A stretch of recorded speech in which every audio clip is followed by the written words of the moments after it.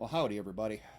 Um, so, when I posted the thing on Facebook earlier today in response to a meme that I saw, I didn't realize that it was going to turn into a call for more information. But I don't know, I'm kind of geeked up about it, so I appreciate it. Um, just to kind of give you a little bit of a bit of a preamble here. I'm recording this through, and I'm going to host it through a platform that my university has because this is actually something I'm going to use with some of my classes.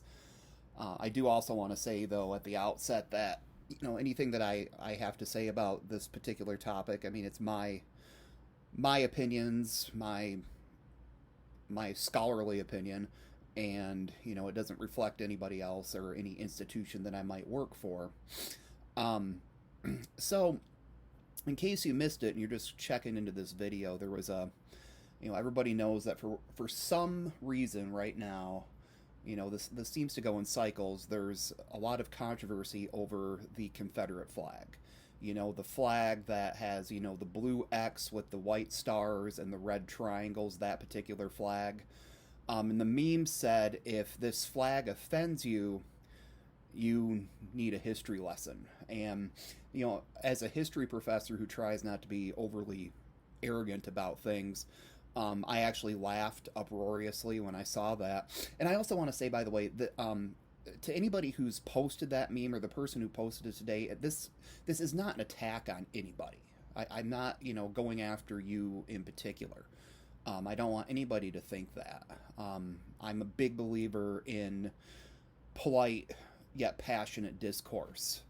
I believe that we can disagree and vehemently disagree with one another, as long as we do it respectfully, and we can further ourselves as a people and as a society and as a nation.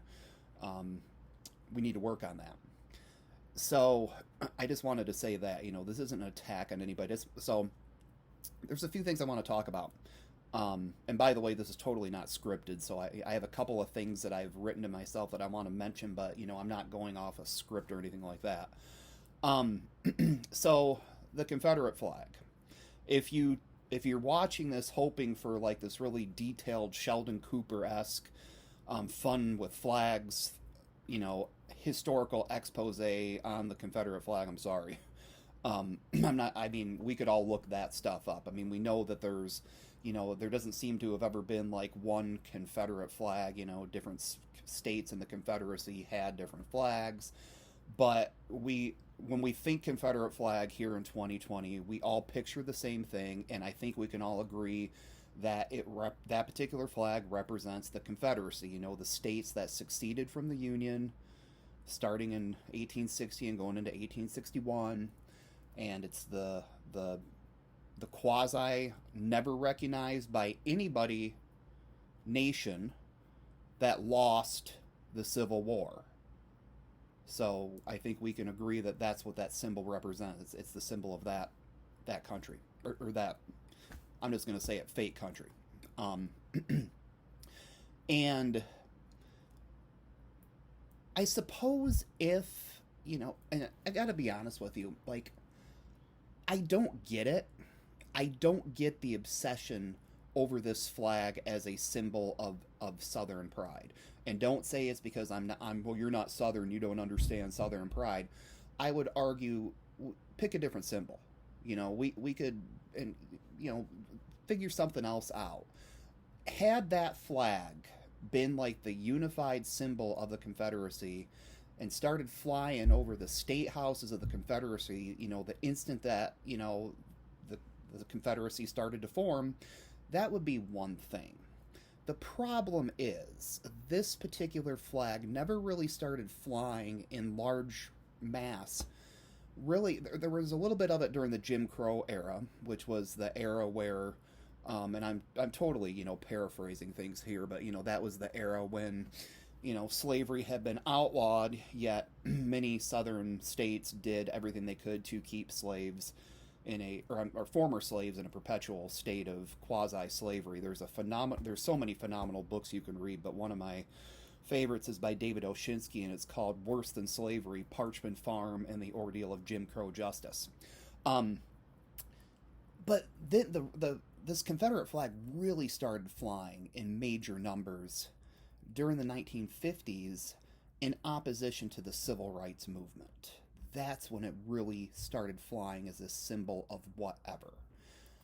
So, in my opinion, as both as a citizen and as a scholar who regularly teaches university level classes on the sectional conflict and the Civil War, um, the Confederate flag to me, and this is where people aren't going to be happy, but we can agree to disagree. It is a somewhat, it's a racist symbol, and it's a symbol of treason, and it's a symbol of losers. Um, the Union prevailed during the Civil War. Okay, the Union won. And some of the things I don't understand too, like some of the people that in fact, most of the people that I know that I would consider to be like Confederate flag proponents are also like the most patriotic, God fearing, America loving people that I know. And why they would so vehemently support the symbol of a treasonous uprising that ultimately failed against their nation, I don't understand. I remember a couple years ago just being in traffic, and there was a motorcycle in front of me with three, that was four, three flags. I'm a historian, not a math major. Three flags on the back of the bike, and it had the American flag, and it had the POW MIA flag, and then it had the Confederate flag, and it gave me mental whiplash. I was trying to figure out what the hell that even meant. So, that being said, about a little bit of the background of like when the flag really started to fly more. There are people who I think they like the Confederate flag because to them it symbolizes like you know standing up against a tyrannical government.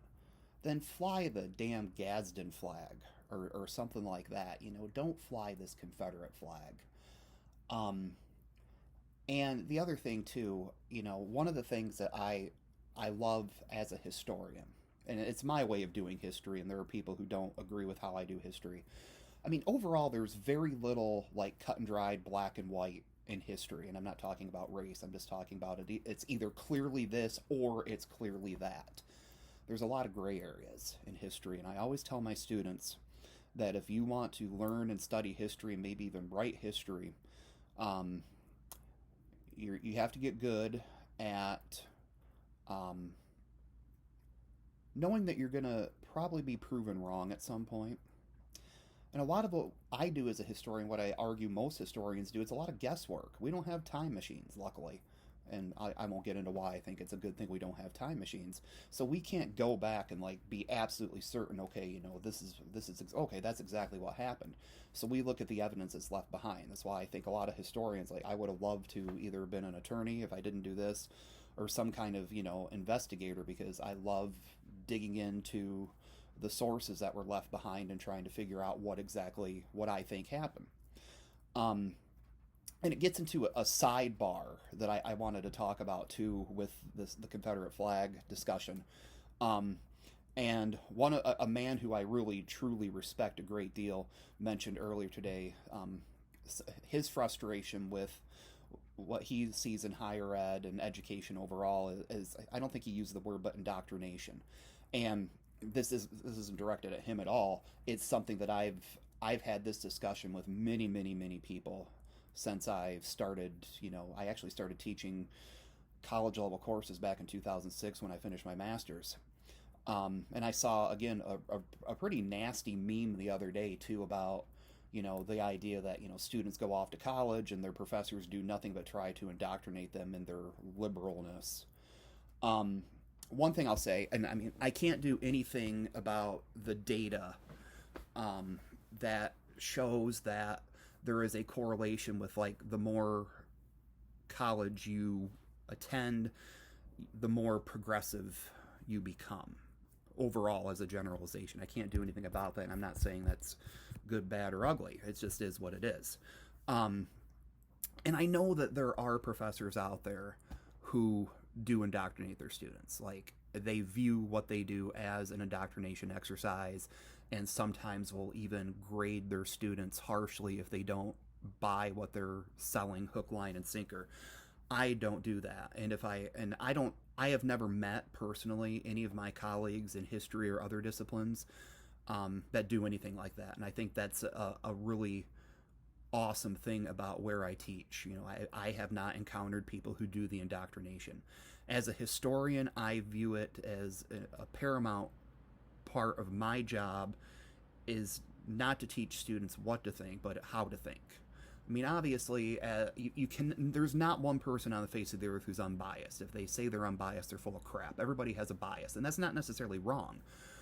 Our lens and how we view the world it comes about because of who we are and all of our experiences. But if you become so entrenched in your beliefs that you can't possibly acknowledge that there are other points of view out there, that's when it becomes problematic. I can't stand the fact that there are so many people in the world who don't believe that something can be a problem just because they've never experienced it. So I don't, I talk to my students about all sorts of different ideas and issues in history, and I present all sorts of evidence. I present multiple points of view, and of course I tell them what my belief is, but they don't have to agree with me. In fact, I have students who do stellar work in my courses that totally disagree with me on a number of issues. And as long as you can prove your argument, as long as you can back it up and construct, a well thought out, well developed argument, that's what I do. I teach students how to think, not what to think.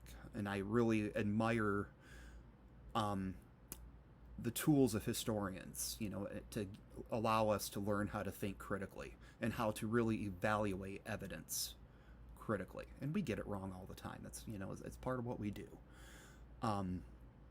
So I wanted to mention that a little bit because, again, getting back to the crux of our discussion here tonight, and I'm trying not. I mean, I'm at 12 minutes right now. I don't want to go a whole lot longer, but I could. About why that flag might be a symbol of we're going to stand up against government oppression, and it goes back to the root causes of the Civil War, and this is where people are going to disagree with me, but you shouldn't. Sorry, sometimes I have to be like that.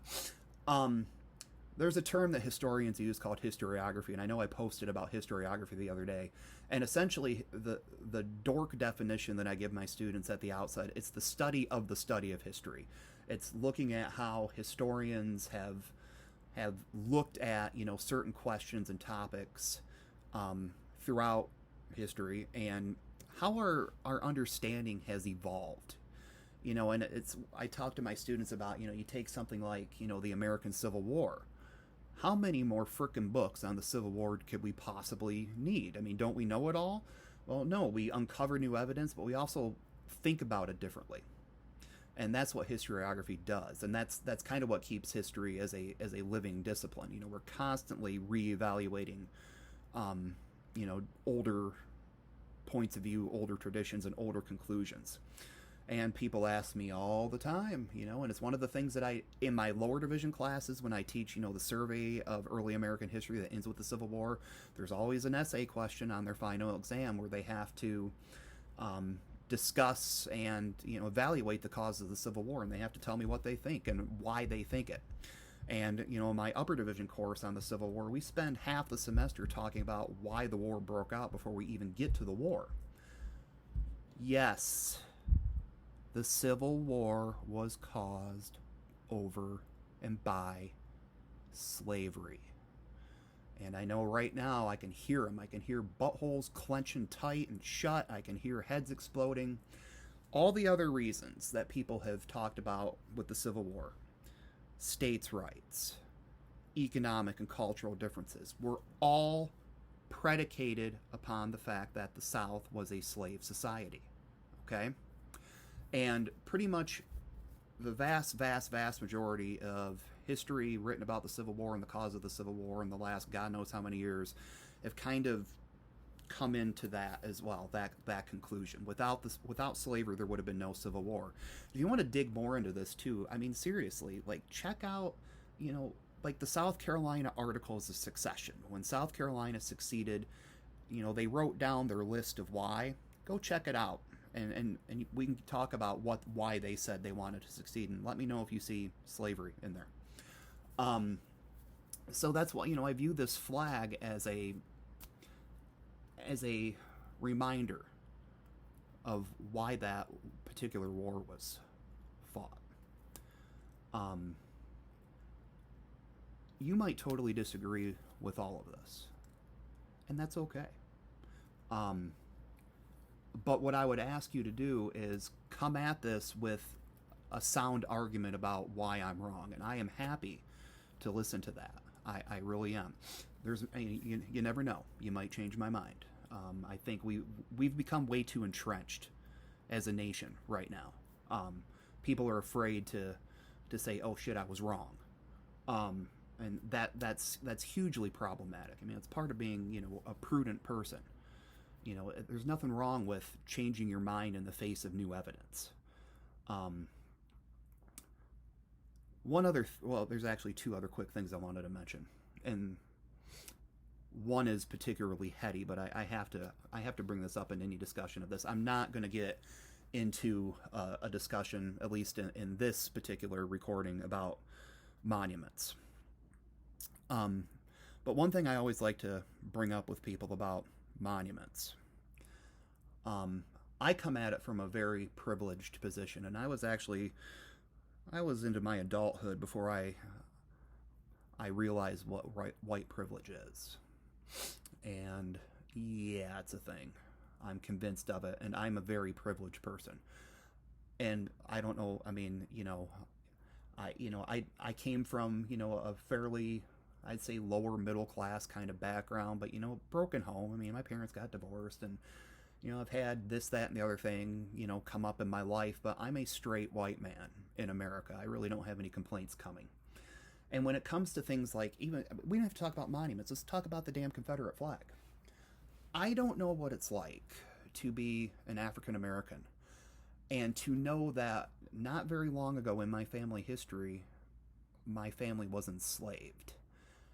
And I don't know what it's like to walk by a monument that commemorates some Civil War general, or to walk by, a flag flying someplace, a Confederate flag, and be reminded of that every day. I have no idea what that would be like. And it's one of the issues that I see with America, and this is something that took me a long time to come to grips with too, and it was part of my research. I focus on a minority group in American history, and in my course of working on research with this group of people and interacting and meeting dozens of members of these various communities, some who I've become very good friends with. There's there's many different worldviews out there, and the one thing that I learned from my research with a lot of American Indians is there's a lot of American Indians that I've talked to, and when it comes to different things out there, if there's something out there in the world that really upsets you or causes you a lot of distress, a lot of the Indians that I've talked to, and I don't mean the Indians, I'm sorry, a lot of the Indians that I'm friends with, they're it's not that, we don't need to cling to that. If it's going to cause everybody so much upset and anguish, we can do away with it. We can figure out something else.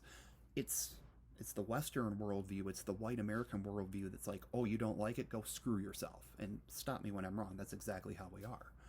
So we need to realize that there are multiple different points of view out there, and you have to. I mean, even if you think that the anger or the outrage over a symbol or an object is absolutely ridiculous, I beg everybody to at least stop and try to figure out why.